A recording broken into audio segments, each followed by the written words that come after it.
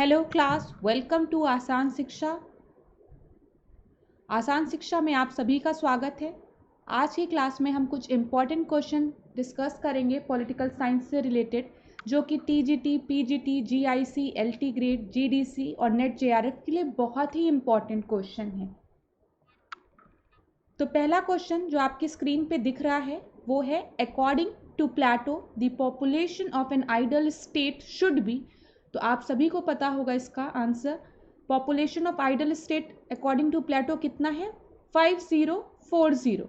अच्छा, अगर यहीं पे मैं आपसे एक क्वेश्चन पूछूं कि communism of wife and property की बात किसने की है? Communism of wives and property की बात किसने की है? तो आप क्या आंसर देंगे? आप आंसर देंगे इसकी बात प्लेटो ने की है। ठीक है, अब यहीं पे मैं आपसे पूछूं, जब Plato communism of wives and property की बात करता है तो वो किन दो ग्रुप की बात करता है? आप सभी को पता है कि प्लेटो ने सोसाइटी को 3 पार्ट में डिवाइड किया है। ठीक है, 3 पार्ट में। सबसे ऊपर कौन है? फिलोसफर किंग है, जिसको कि मैं पी के लिख रही हूँ। फिर कौन है? सोल्जर्स हैं, गार्जियंस हैं, और लास्ट में कौन है? लेबरर्स हैं। ठीक है, जो फिलोसफर किंग है उसके पास विजडम है, नॉलेज है। जो सोल्जर्स हैं, गार्जियन है, उनके पास करेज है। करेज है ना, करेज है, स्पिरिट है। और लेबर्स के पास क्या है? एपेटाइट है। ठीक है, ये सब चीजें आपने पढ़ी होगी। तो जब Plato communism of wives and property की बात करता है तो वो किन दो ग्रुप्स को लेता है? वो किंग को लेता है, फिलोसफर किंग को, और सोल्जर्स एंड गार्जियंस को लेता है। इनको लेबर्स को वो अलाउ करता है कि वो प्रॉपर्टी और वाइफ रख सकते हैं, लेकिन ये जो दो ग्रुप है इनको प्लेटो कहता है इनको परमिशन नहीं है, ये खुद की प्रॉपर्टी और खुद की वाइफ, खुद की पत्नियां नहीं रख सकते हैं। लेबर ग्रुप रख सकता है लेकिन ये दोनों लोग नहीं रख सकते हैं। चलिए, इतनी चीजें थोड़ा सा हमने डिस्कस किया। नेक्स्ट क्वेश्चन को देखते हैं। सेकेंड क्वेश्चन देखिए, it is normally the technique of pressure group to impress the legislature.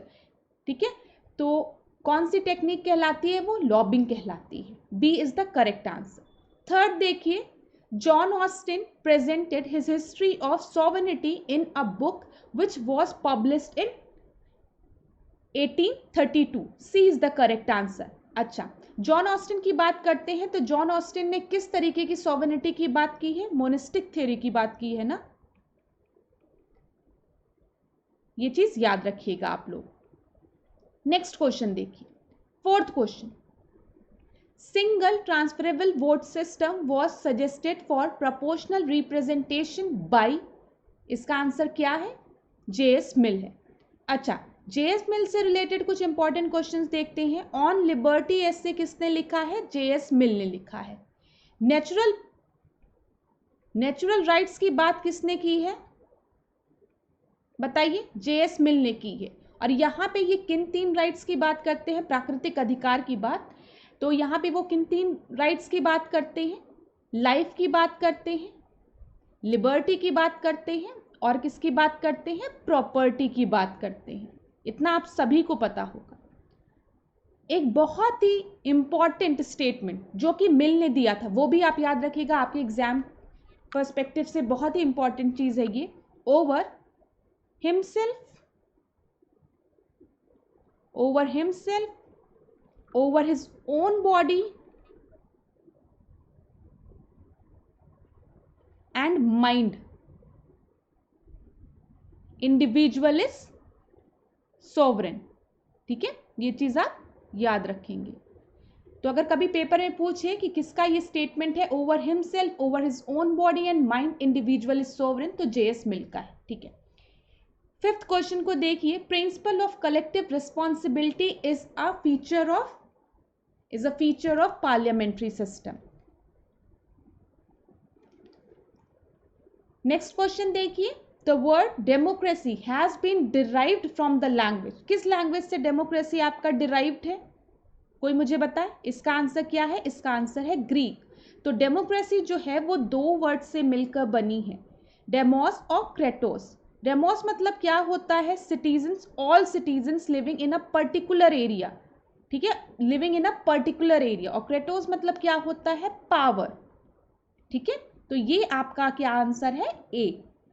अगला क्वेश्चन देखिए, the term polity is originally applied to Roman city state. ठीक है, आपको sorry class, Roman city state नहीं, ये ग्रीक सिटी स्टेट, इसको सही करिए, ग्रीक सिटी स्टेट। ठीक है, पता है यूनान में ग्रीक सिटी स्टेट के लिए एक टर्म यूज किया जाता था उस समय, पोलिस, जिसका कि अर्थ ही क्या होता था, सिटी स्टेट ना। पोलिस टर्म का यूज किया जाता था जिसका कि मतलब क्या होता था, city state. Next question, the famous book spirit of laws written by Montesquieu was published in which year. यहाँ पे वैसे आपका आंसर है नन ऑफ दीज, और अगर हम सही ईयर को देखें तो वो कितना है, 1773 में पब्लिश हुआ था द स्पिरिट ऑफ लॉज। ठीक है, हो सकता है कभी आपसे क्वेश्चन में पूछ ले स्पिरिट ऑफ लॉ किसने लिखी है, तो आप याद रखेंगे मॉन्टेस्क्यू ने लिखी है। नेक्स्ट क्वेश्चन देखिए, the Greek philosopher Aristotle died in. ये सब कुछ फैक्चुअल क्वेश्चंस होते हैं जो पास्ट ईयर्स में पूछे गए हैं, इस वजह से मैंने यहाँ पे इंक्लूड किया है। तो एक बार याद कर लीजिएगा, 322 BC। ठीक है, 322 BC में एरिस्टोटल की मृत्यु हुई थी। अच्छा, who is regarded as a father of political science? Aristotle is regarded as a father of political science. किसने कहा है man is a social animal? ये भी किसने कहा है, एरिस्टोटल ने कहा है। चलिए देखिए, कुछ फैक्ट्स भी हम लोग देखते चल रहे हैं। Benito Mussolini was the originator of, बताइए किसका ओरिजिनेटर था बेनिटो मुसोलिनी? तो फासिज्म का। ठीक है, अच्छा फासिज्म का मतलब क्या होता है, कोई मुझे बताएगा इसका मतलब क्या होता है? लकड़ी का बंडल, बताइए। चलिए इसके बारे में देखिएगा आप लोग। अब नेक्स्ट क्वेश्चन देखते हैं हम लोग।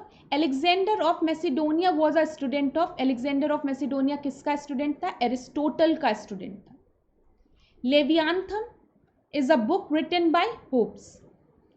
हॉब्स ने ये बुक लिखी थी, हॉब्स ने Leviathan. Hobbes social contract theory की बात करता है।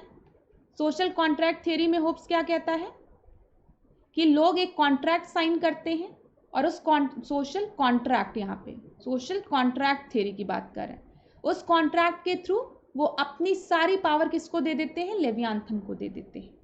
चलिए, प्रेस्टोरिका मतलब क्या होता है? रीस्ट्रक्चरिंग होता है इसका मतलब। नेक्स्ट क्वेश्चन देखिए, the art of war is written by, art of war किसने लिखा है? आर्ट ऑफ वॉर मैकियावेली ने लिखा है। ठीक है, आर्ट ऑफ वॉर। अच्छा, द प्रिंस किसने लिखा है? बताइए, प्रिंस किसने लिखा है? प्रिंस भी मैकियावेली ने लिखा है।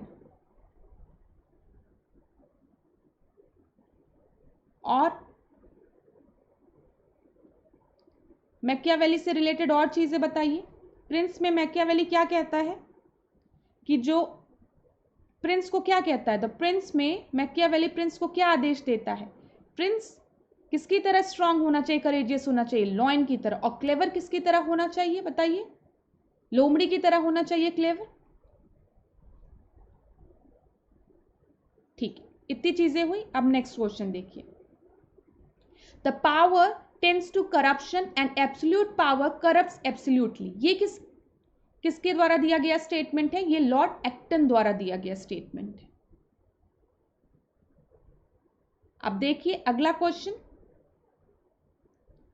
As per Marx the stage, यहां पे द होगा, as per Marx in the stage of communism the governing principle will be, क्या गवर्निंग प्रिंसिपल है? From each according to his ability to each according to his need. ये चीज याद रखिएगा। ठीक है, तो चलिए क्लास आज के सेशन को यहीं पे एंड करते हैं। नेक्स्ट क्लास में हम और क्वेश्चंस को डिस्कस करेंगे। Thank you so much.